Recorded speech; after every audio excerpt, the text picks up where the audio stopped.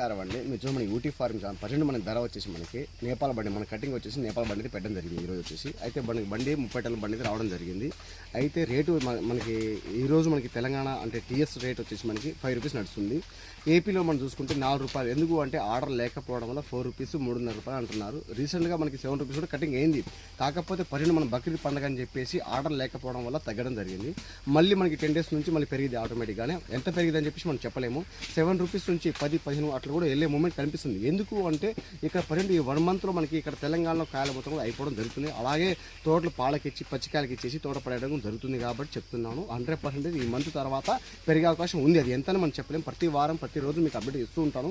But ఏంటంటే మనకి ఇక్కడ నేపాల్ బండి రావడంతో మనకి ఈరోజు కటింగ్ అయితే నడుస్తుంది. నేపాల్ పాట్నాకి అయితే ఎక్కువ కటింగ్ అవుతుంది. మనకి ఢిల్లీకి అయితే పెద్ద కాయలు సైజుగా అయితే కావాలి మనకి. అదే వేరే డిస్టిక్లో మనకి వేరే ప్లేస్లు అంటే పాట్నా కలకత్తా ఇలాంటికి అయితే మనకి ఇలాంటి కాయలను కూడా పోతాం మనకి సైజుని బట్టి. పాట్నా అయితే పొట్టికాయలు పోతే మనకి, అదే నేపాల్ అనుకుంటే కొంచెం బారుకాయలు పోతే, ఢిల్లీ అనుకుంటే మినిమం 2 కేజీల సైజు ఉంటేనే పోవడం జరుగుతుంది.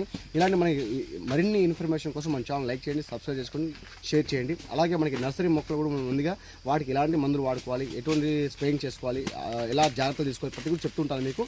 ఇంకో విషయం చెప్పాలంటే రింగ్ స్పాట్ ఏమైనా ఉంటే మనకి రింగ్ స్పాట్ అంటారు దీన్ని. ఇలా మచ్చలు మనకి ఉంటాయి.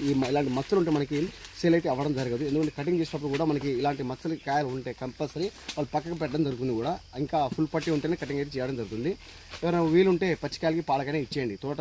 ఎందుకంటే లాస్ట్లో ఉండకండి. ఎవరైనా పచ్చి పాల కూడా బాగా డిమాండ్ ఉంది. పచ్చికాయకు డిమాండ్ కొంచెం లైట్గా ఉంది. కాకపోతే పాలకైతే డిమాండ్ ఎక్కువ ఉంది. సో ఓకే మరి ఉంటాం మరి బాయ్.